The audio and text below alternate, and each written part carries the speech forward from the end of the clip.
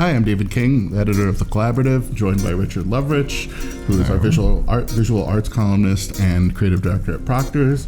And today we're really lucky to have Kristen Holler from Albany Barn and the Electric City Barn. You have a lot going on, as always. I pay attention to your calendar, and the events you guys are throwing pretty amazing. And meanwhile, you have all these arts, education sort of things going on. And then obviously this October 18th, you have the Gala, which does it cover all of your fundraising for the year, or is it? It is our biggest fundraiser for the year, and it's really like our only structured fundraising initiative for the year. So it is a very critical event for us, especially as we look at our most recent expansion and just trying to really develop our programming tracks and strengthen them as much as we can. So, Richard, you're a little bit involved in the barn. Yes, have been for a while. Well, first I want to add that when we talk about these things, we talk about them from this point of view, but I want people to realize your galas are so much fun. And they're a great place for terrific people to network in the most wonderful way. One of the biggest compliments that I've ever received about Fusion is that it was just such an interesting mix of people. Absolutely. That it was not, your quote unquote traditional gala crowd, and it really is a little bit of everyone, and it speaks so much to who we are as an organization and the really intentional way that we partner and collaborate across different sectors and with all walks of life. And so I think our galas are a ton of fun. Our anti-gala is ton of fun, and it's a little bit of something different. And we, every year I get the how do I dress? I'm like, come as you are, not formal but not too casual, have fun with it. We want people to come and network in an authentic way, connect with other people and see something cool that inspires you. I just absolutely love our event every year. Well, another wonderful aspect is that many of your residents are there. Yes. And that is just, I've introduced people from the corporate world or other people from the art world to residents, and it really does kind of blow everyone's mind. I know in the past you've also had the opportunity for some people to visit some of the units. Will you be doing that again? All our resident artists are so gracious in opening up their homes and their work studios. They want to share what they're doing. Everybody who's in the building is excited to be there. They're excited about building community and about advancing their projects. So it's great because absolutely. If you come, someone will grab you and, if you're interested, and take you on a tour either of one of the lofts or a work studio. It's a great opportunity. I've chased a couple cats down that hallway. Yeah. Yes, we do have a couple of resident cats that can get a little wily if they're let out. Do you have a way that you're incorporating what's going on at the Electric City Barn into the gala this year? Is there a way to highlight what's been done there this year? Yes, so every year we open up our exhibition and our artist challenge to members and artists and residents, and this year we're including Electric City Barn members and key holders. And so we'll see some of those elements come into the event as well. And what has that been like? I assume the gala in some ways is sort of like a milestone. You opened the barn earlier this year. You've been with the Albany Barn since essentially the inception. So what's it like now having this other thing to watch over and grow? I mean, have you had a chance to step back since?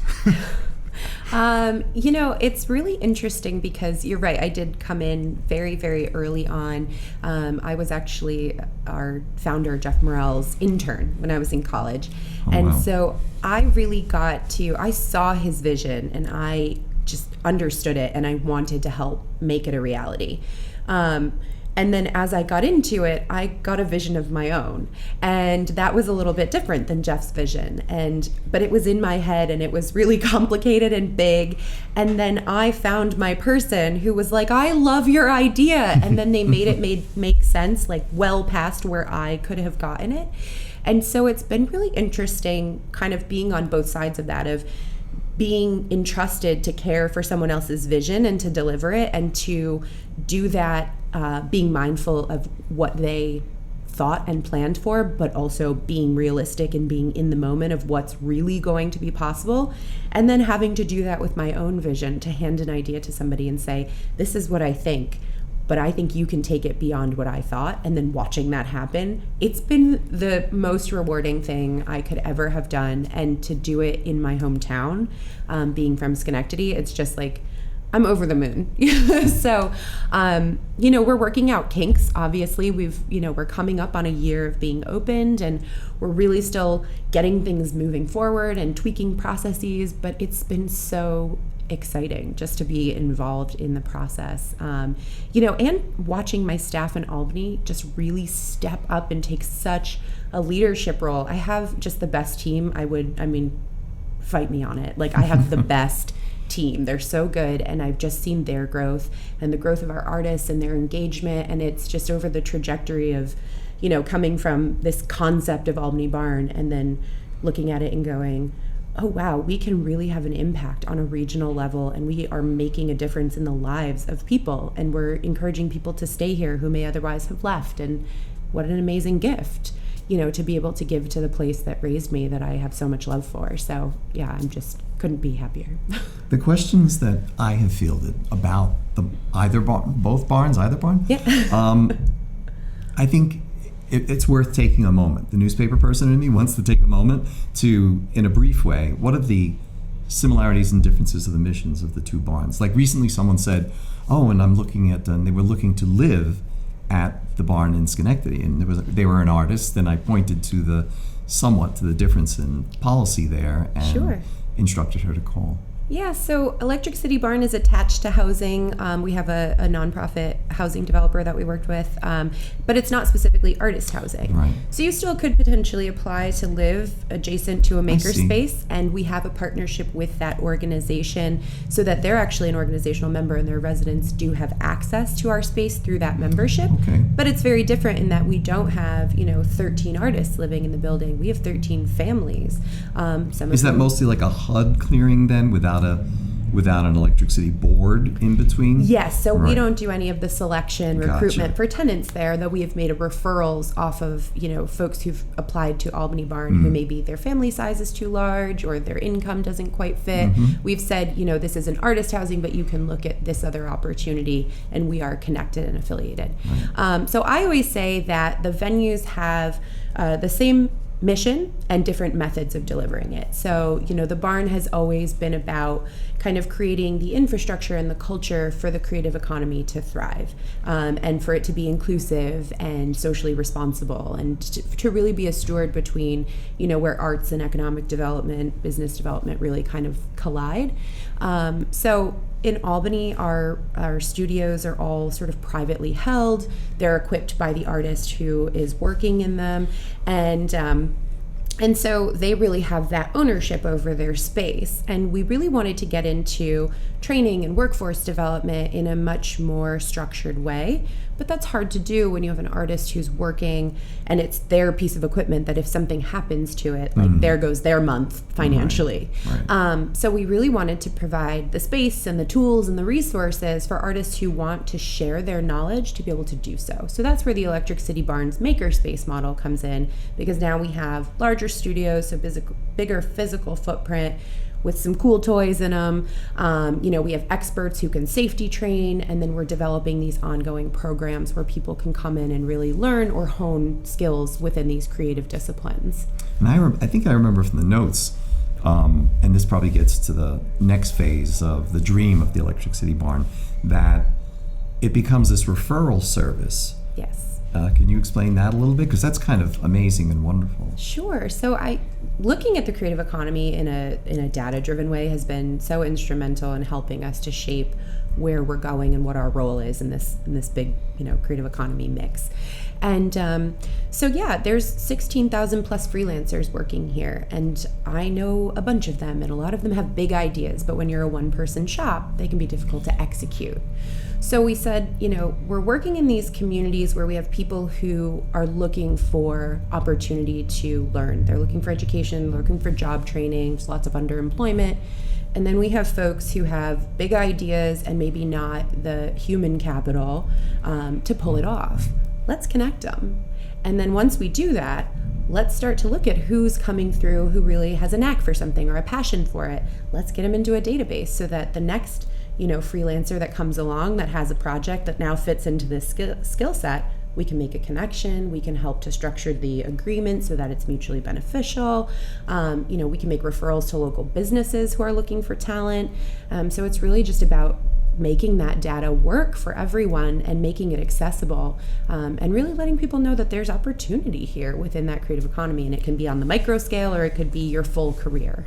That sort of pollination has been what really impresses me, certainly over the last year. I think your trip to talk to Scout Pines, and it turned out he was using photos by Shannon. That's right. Straney, whose portraits are just absolutely stunning and detailed, and to make that connection makes a lot of sense to me, looking at his work and looking at hers. But I never would have guessed without following that. But also someone like Jordan Taylor Hill, who it's funny because we wrote this feature about him, and obviously he had events and classes all over the place. But then I started looking into summer camps, and he's doing a summer camp, and my daughter could go to class with him. And it's great to see these folks functioning and getting gigs that aren't necessarily the thing you would think. The best thing I ever gave Jordan Taylor Hill was a notebook. It's the person he's brilliant and motivated and has so many great ideas. And I said, you have to start writing these down so that I can help you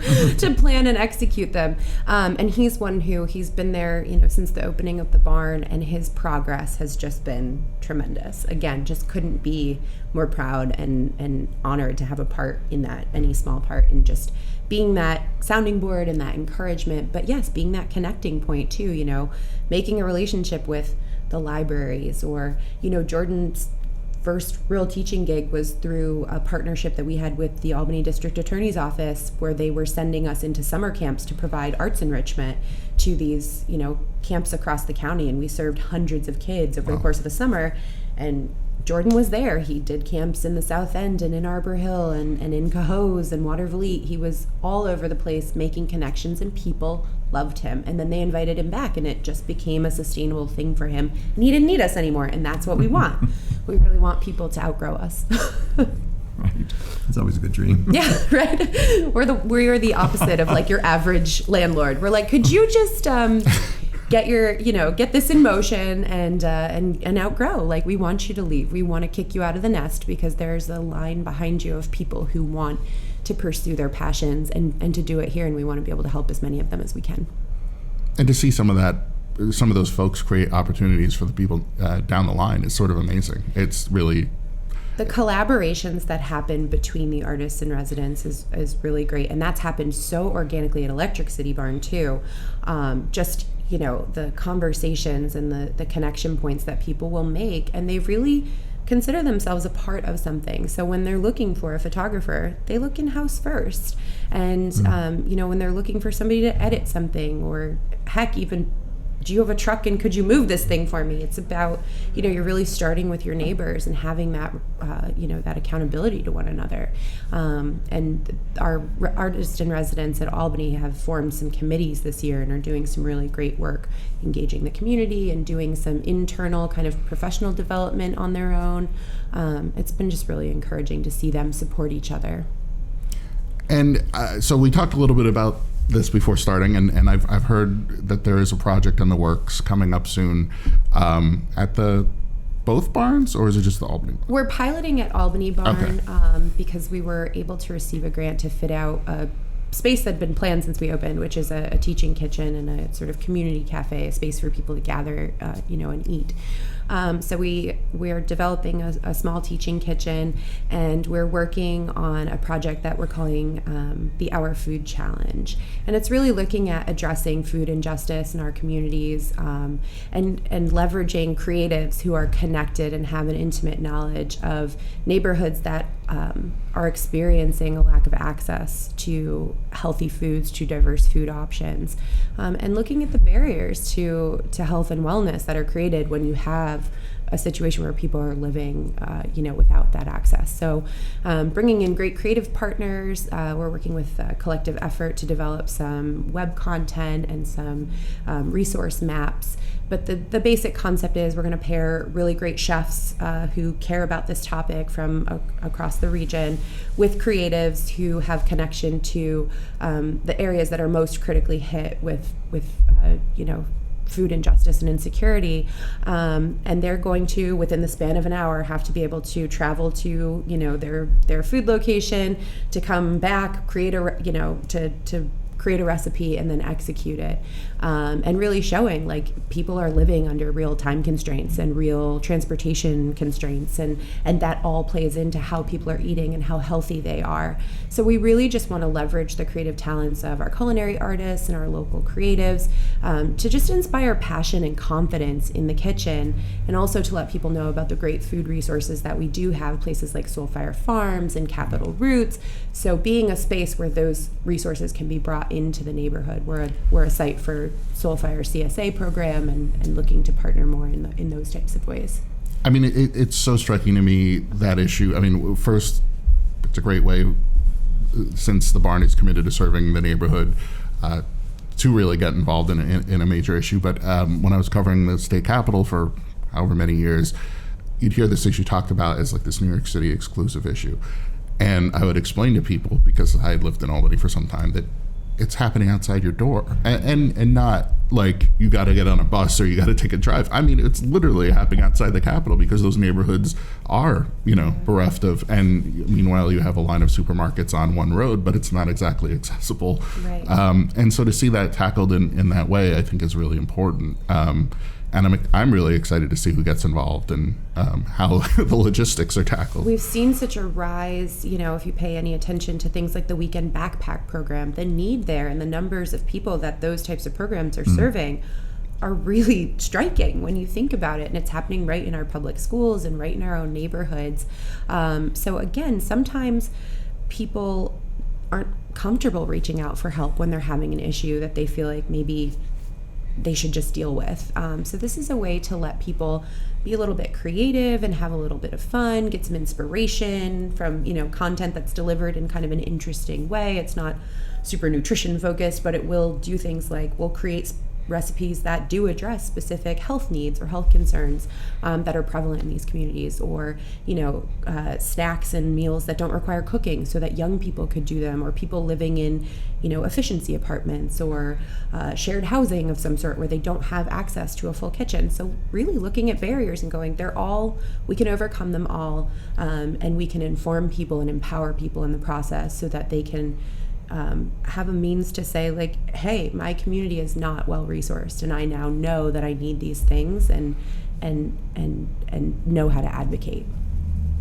Years ago when I was at the Times Union and I visited Rachel Ray's home for a piece, and it was her kind of TV empire was already begun, and I visited her kitchen. She has no counter space. Mm-hmm. It's not a joke. Like she has no. So you can not only make great food, you can have a food god. Yes. By just having the right instructions and believing that you can do it. There's so much ground up creativity happening at the barn, but I think you were talking about someone's discomfort at coming when they think they have a problem.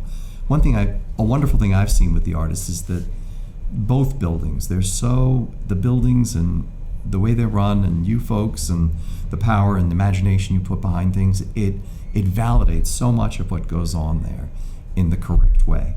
And it gives people a real sense of confidence to step up, to move forward, to step out. Mm-hmm.